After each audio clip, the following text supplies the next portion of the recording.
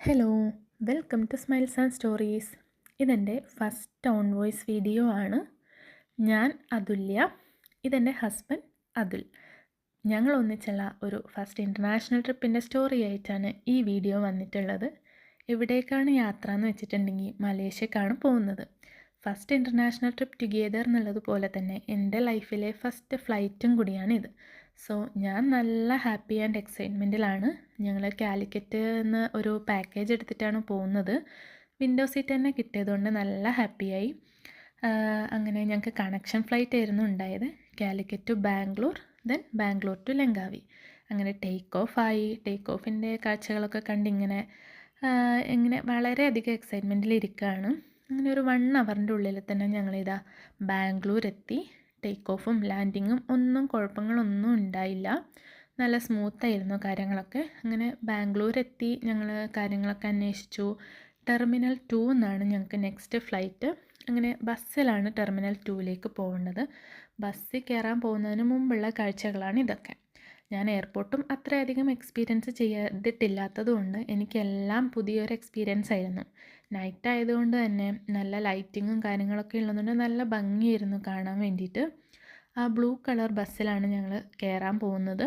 അത്യാവശ്യം തിരക്കുള്ളൊരു എയർപോർട്ട് തന്നെയായിരുന്നു അത്. ബാംഗ്ലൂർ കെമ്പഗൗഡ എയർപോർട്ടായിരുന്നു ഇത്.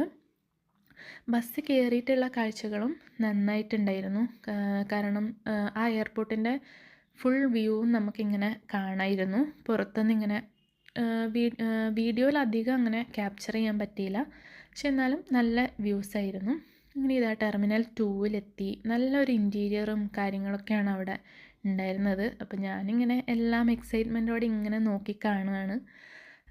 കാലിക്കറ്റ് നിന്ന് സെക്യൂരിറ്റി ചെക്കിനും കാര്യങ്ങളൊക്കെ കഴിഞ്ഞതുകൊണ്ട് ഇവിടെ അധികം പ്രൊസീജിയേഴ്സൊന്നും ഉണ്ടായില്ല. പിന്നെ നവംബർ 6 ഈവനിങ് ആണ് ഞങ്ങൾ ട്രാവലിംഗ് സ്റ്റാർട്ട് ചെയ്തത്. 6 9 PM കാലിക്കറ്റിൽ നിന്ന് ഫ്ലൈറ്റ്.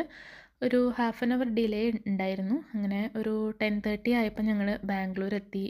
ഫ്ലൈറ്റിൻ്റെ സ്റ്റേറ്റസൊക്കെ നോക്കി ഞങ്ങൾ അകത്തേക്ക് കയറി.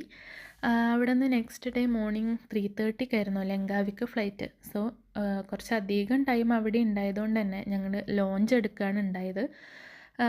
ഒന്ന് ഒരു റൗണ്ട് എല്ലാ സ്ഥലത്തും ഒന്ന് കറങ്ങി ഡ്യൂട്ടി ഫ്രീ ഷോപ്പിലൊക്കെ കയറി ഞങ്ങളിങ്ങനെ വീഡിയോയും ഫോട്ടോസൊക്കെ എടുത്തു.